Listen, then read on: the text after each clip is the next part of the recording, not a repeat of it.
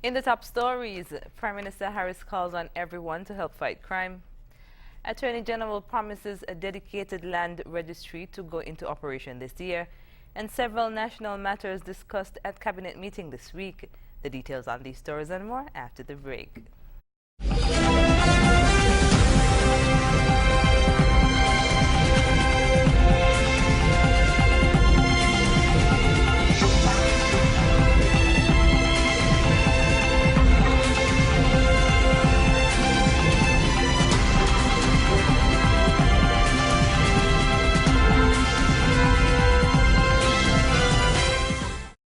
Hello and welcome to the ZIZ Channel 5 newscast. I'm Carla Berridge.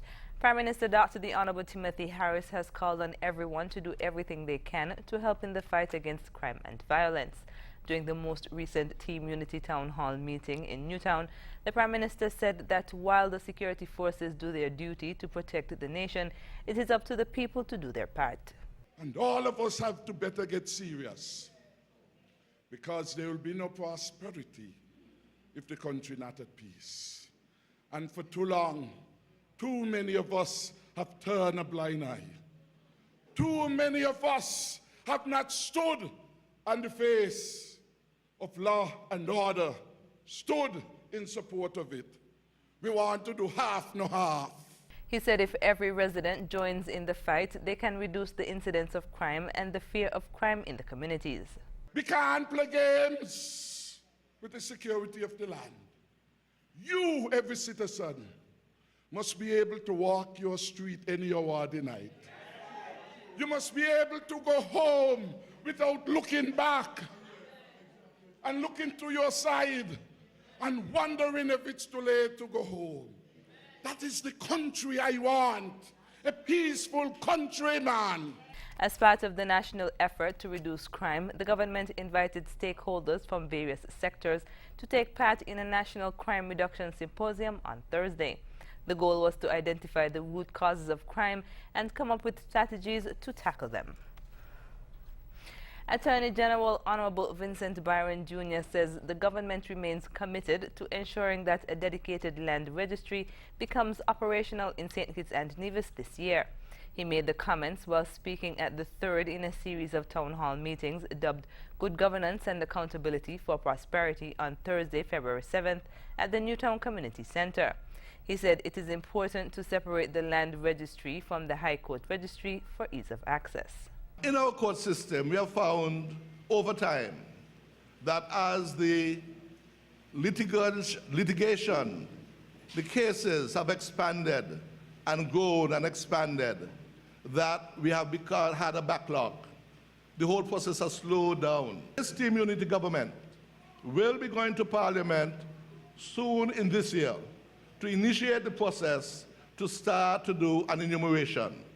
We will go from house to house, door to door, and we will register, verify the registration of our voters where they live.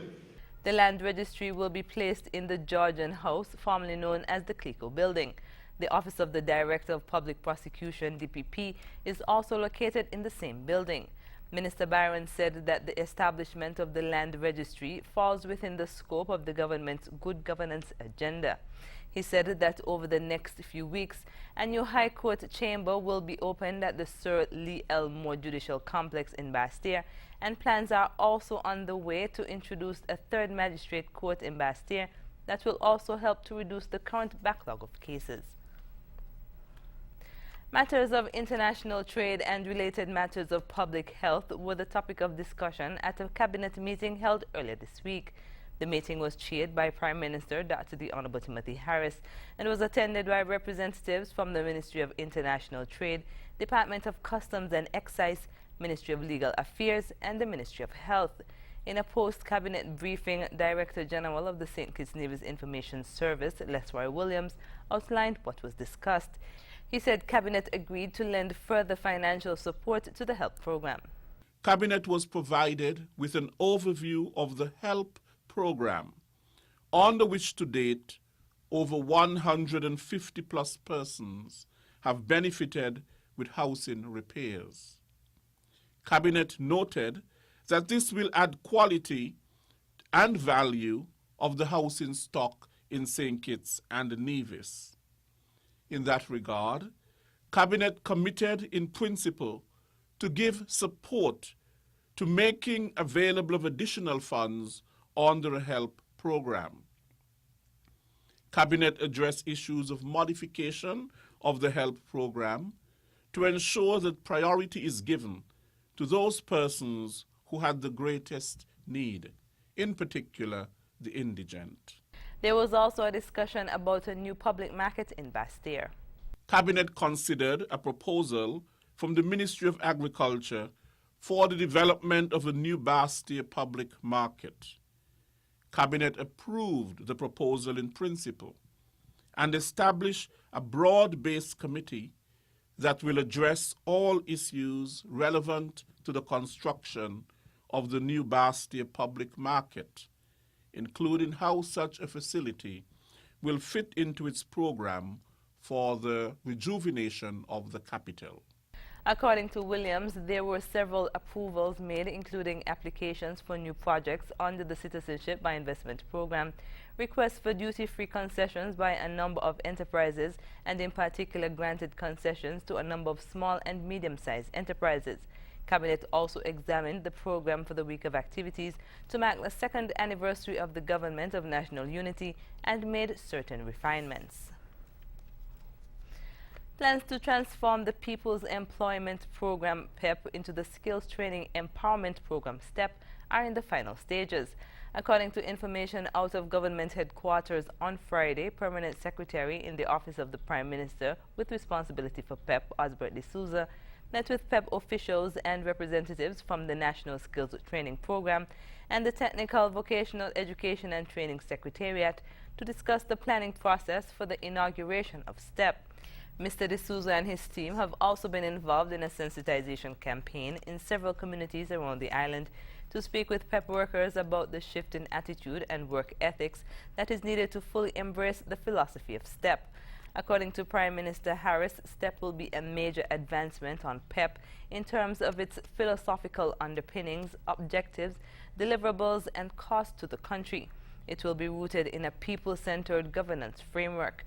The Prime Minister said that the STEP will offer short-term job attachment or apprenticeship where persons will be given a period to learn through the hands-on approach, while stressing that soft skills behavior, conduct and values for sustainable living will be emphasized. STEP will be officially launched on February 16th at the Circus Bastille at 4:30 p.m. After the break, Sandy Point man convicted for gun and drug charges, and Tucker Clark Primary wraps up its Literacy Week of activities. We'll tell you more when we come back.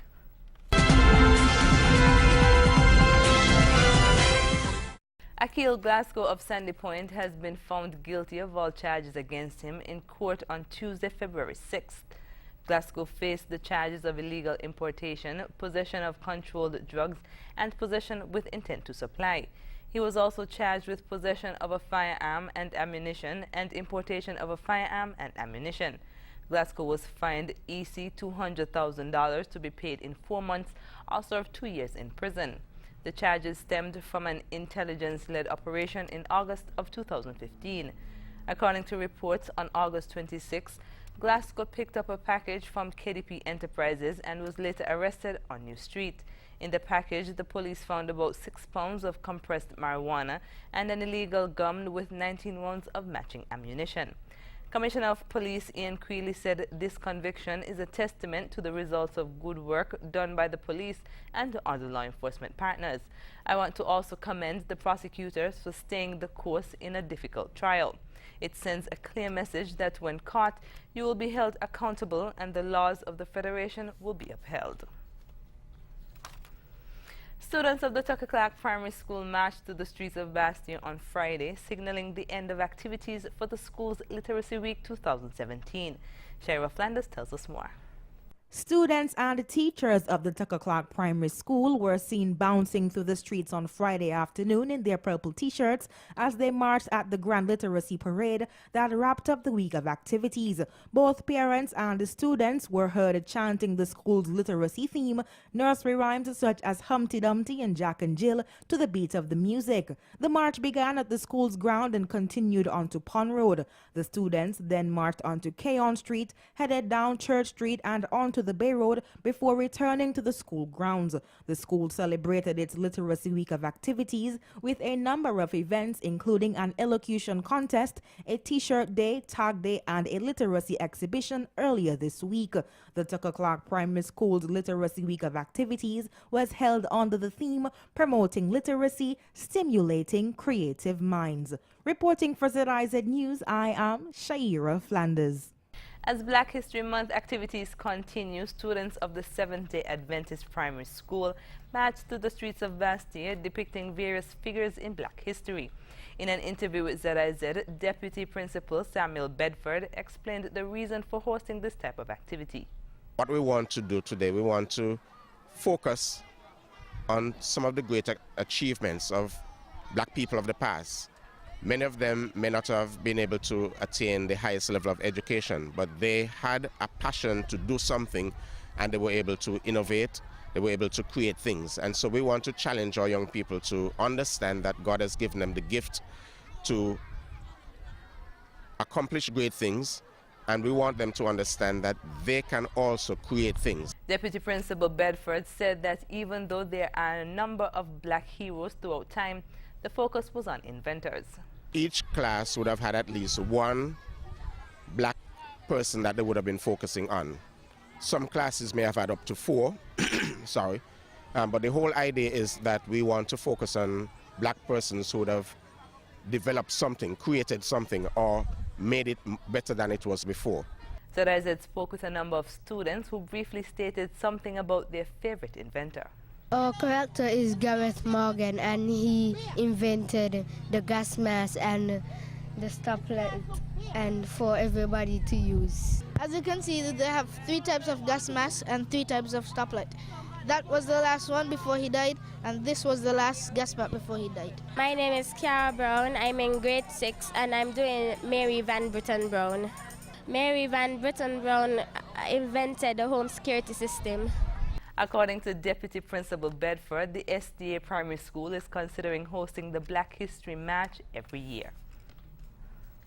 Born February 10, 1922, Dulcina Atherton of Newtown celebrated her 95th birthday on Friday. Members of her immediate family and persons from the Ministry of Social Services gathered at her house to present her with a token of love to celebrate the event. Deputy Director of Social Services Anne Wigley congratulated Ms. Atherton on the milestone. We are hoping that we will be able to come back a few more years, because right now we have so many of our centenarians and you are looking like you're just 70. So the 20 and 95 will bring you over that. Okay. So from the Ministry of Social Development, Community and Gender, and also the government and the entire Federation, we wish you a happy birthday, blessed one, and we do hope that you will live to see many, many more. Ms. Atherton thanked those who came to celebrate with her. Thank God for my family, my friends, my good friend, and God bless you all, whatever you all has done for me. When asked what has contributed to her long life, she spoke of some of the activities she engages in. I weed my garden. I exercise. Wow. Every morning, every night. Exercise. And go walking. Yes, sir. Thank you. What about the water? Oh, yes. Drink water a lot? Sometime. When you don't walk, you feel sick. Right. That happened to my father. Okay. Dulcina Atherton of Newtown is fondly known as the Mobby Lady.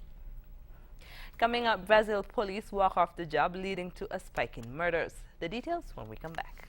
Love is in the air at Courts. Make your credit purchase of $499 and over for your big chance at winning an all-inclusive weekend getaway for two to the lovely island of St. Lucia. Plus, when you shop, you pay nothing for 30 days. This offer valid from February 6 to 18. Love is in the air, so celebrate with a romantic weekend getaway. Don't wait. Shop at Courts today. Courts, bringing value home.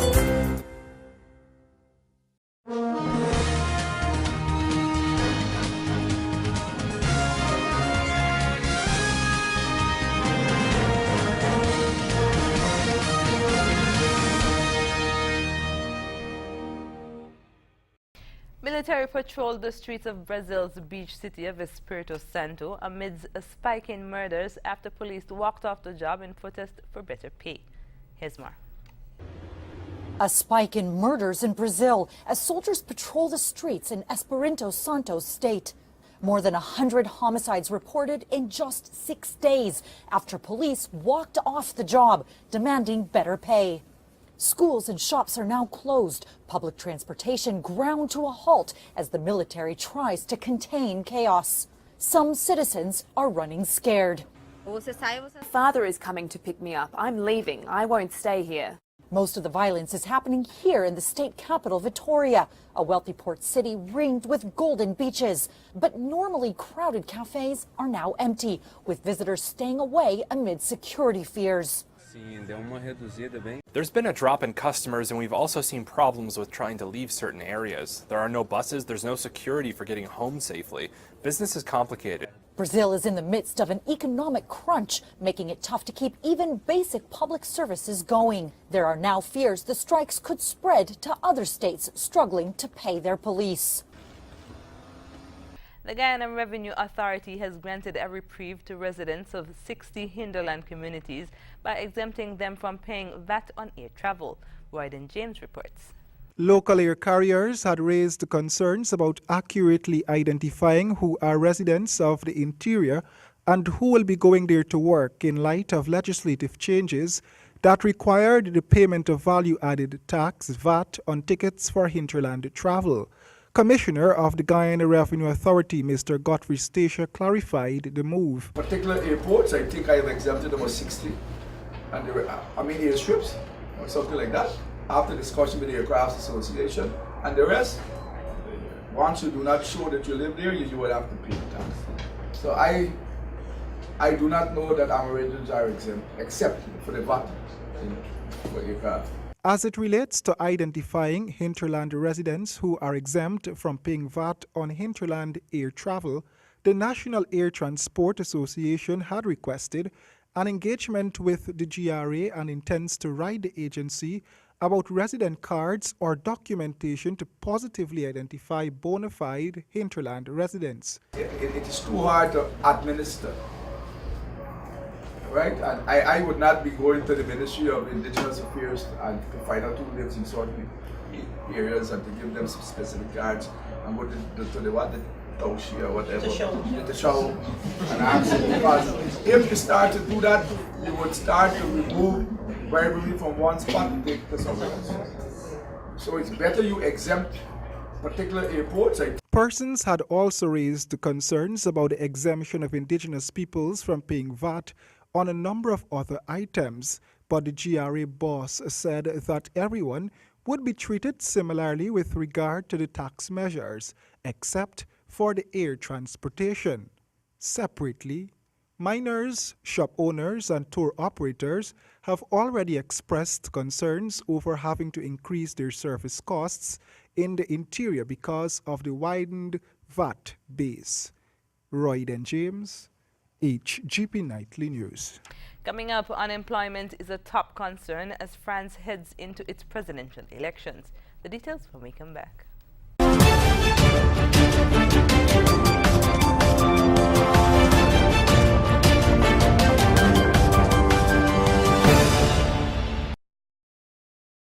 A recent Reuters poll shows that unemployment and political integrity are French voters' top concerns ahead of the country's presidential elections this year.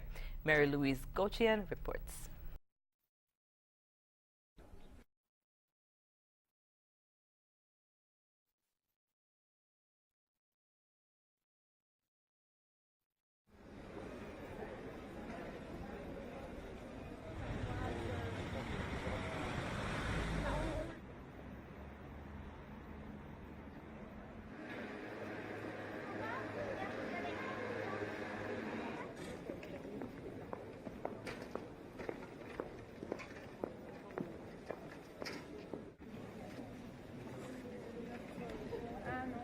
création d'emplois, surtout pour les jeunes, parce que là, c'est pas possible de continuer comme ça. Il y a trop de pauvreté parmi les jeunes. Donc, moi, c'est ma priorité. Je sais que pour beaucoup, c'est la sécurité.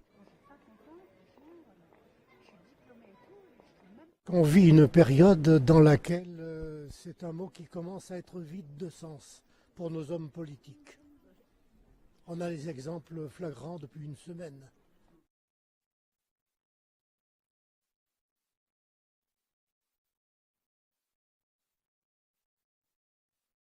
Malheureusement, on ne peut pas tout refaire. Donc, de l'inviter, bien qu'elle n'appelle plus charge qu'elle soit veuve. Il nous faut un mot. Pour résumer votre... Et votre profession? Écoutez, c'est l'année où tout le monde est devenu fou, donc d'accord.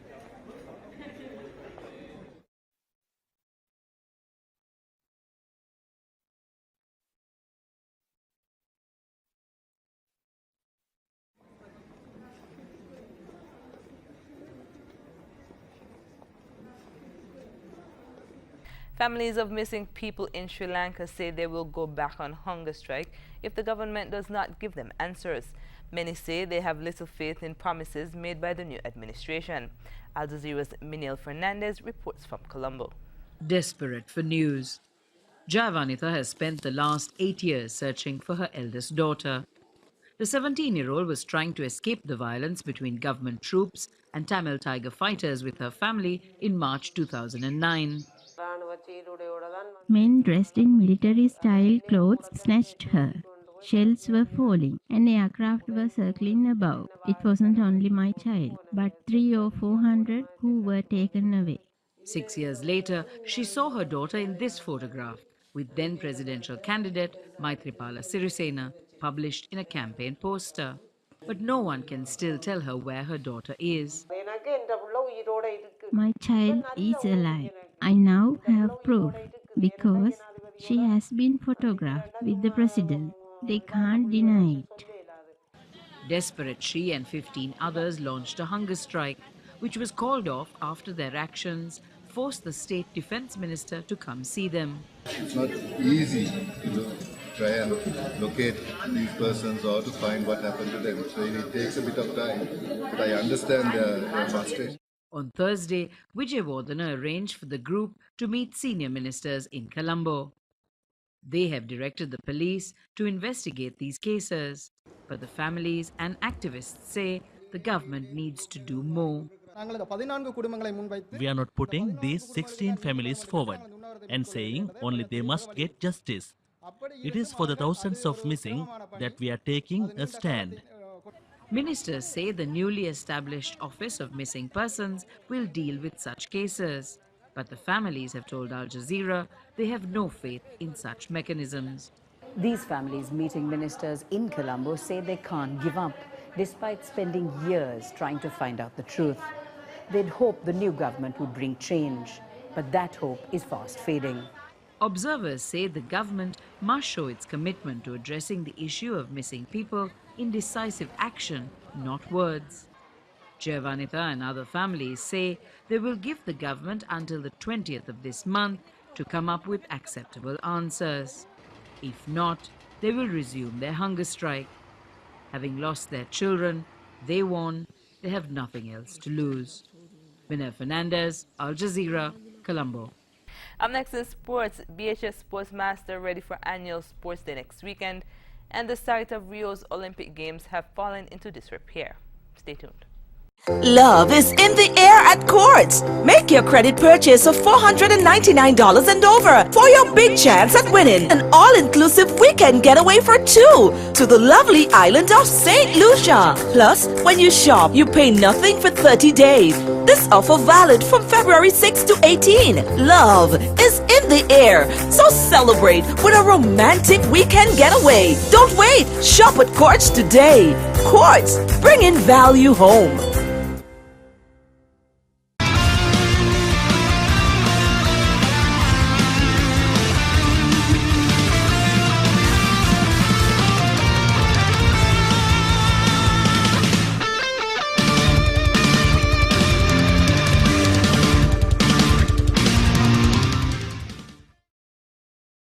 First up in sports, we wrap up our series of interviews with Bastia High School sports officials as Theo Clark speaks with the sports master ahead of the school sports day. The sports master of the Bastia High School is Mr. Alexis Isaiah Morris, and he's here with us today. Morris, you heard all what your sports, the greenhouse representative, the red and the blue and the orange, the champion, you heard what they had to say. What do you have to say? Oh, well, Theo, first of all, let me say good day to the listening and viewing audience of this program. And of course, it is great to really listen to my colleagues from each of the houses. And I think they would have summed it up very nicely. I don't think there is much more that I can say, because the hype that has been coming from them, the energy that has been flowing, I'm really hoping that it would spill on to the children, because that is the most important product, because without the children there would be no event. And so therefore we are just hoping that what has transpired here at this point, that we could take it back and really get the students to come out and participate in the 49th annual athletics meet of the Bastia High School Sports. What is so special about the Bastia High School Sports meet? Because every time it comes around, there's always this hype, it's like, Bastia High School Sports taking over the whole country. Well, that is why we're the trendsetters. We always set the trend, and we try as much as possible to be the first out there. And so therefore we're the first high school, I believe, that would also start the sports season. And so everybody would be, the general public would be geared and ready and looking for a good product. Because we know over the years, if we go back to our history, Bastia High, the birthplace of champions, that is where it all began. And so persons really gravitate towards the product, and we're hoping that it would not change. No matter what happens at the Bastia High School, we have our challenges yet, yes, but we are hoping that the audience, the general public, the alma maters, the alumni, everybody would come out on February 19th and support the product. We know it's a good product, and we're hoping that, like I say, we have a bumper crowd on that day. Rio de Janeiro pulled off last year's Olympics, keeping crime at bay and fending off dire forecasts of corruption, environmental degradation, and cost overruns. 6 months after South America's first games, the floodgates have burst open. The billions of dollars spent building up Rio de Janeiro to host last year's Olympic Games was supposed to benefit the city and its residents. But 6 months later, little has changed for the better. Well, I think the short-term impact for 2 weeks was very positive. The city got a lot of publicity. But if you look at the medium and long-term impact, I think it was very limited. Historic Maracana Stadium, the site of the opening and closing ceremonies, is now largely abandoned and heavily vandalized. Power was cut off after a feud over unpaid electrical bills. Olympic Park is home to sleek sports arenas without events, deserted before they were even broken in. There's a lot to do. The space is very big. There are not enough public bathrooms, no place to drink or eat in the area. It gets complicated. People that come here to spend some time bring backpacks with food and beverages to stay here. Otherwise, it doesn't work. Just up the road, the village constructed for athletes is fenced off and mostly empty. The developer says only 260 of the 3,600 apartments have sold. With Brazil stuck in its deepest recession in decades, many of these venues may be abandoned. Rio organizers still owe creditors about $40 million. Luke Sheridan, The Associated Press. Former New York Knicks forward Charles Oakley was removed from Madison Square Garden and arrested after he became completely abusive to arena staff, according to Knicks officials. Here's more. He was one of the most physical players in NBA history. Oakley in his face. And this morning, former New York Knicks Charles Oakley is making headlines again at Madison Square Garden. Everybody looking over there. Apparently there's a Charles Oakley over there, Mike. But this time, it's for causing a melee off the court. Charles Oakley is involved in something. They need security in a big way. The 53-year-old suddenly ejected from his seat while watching the Knicks-Clippers game by a swarm of security. The Knicks claim Oakley was ejected after making negative comments to Knicks owner James Dolan. Oakley and the Knicks organization have not seen eye to eye recently. But Oakley, who has been charged with 3 counts of assault, adamantly denies the Knicks allegations, saying he was simply there to support the team. I'm like, I've been here 4.5 minutes. I'm a Knicks fan. Played here for 10 years. I love the Knicks. I love New York. This is my heart. Fans showing their support to the man who helped lead the Knicks to the 1994 finals, chanting Oakley, Oakley. When we come back, we'll have another look at the stories that made the headlines.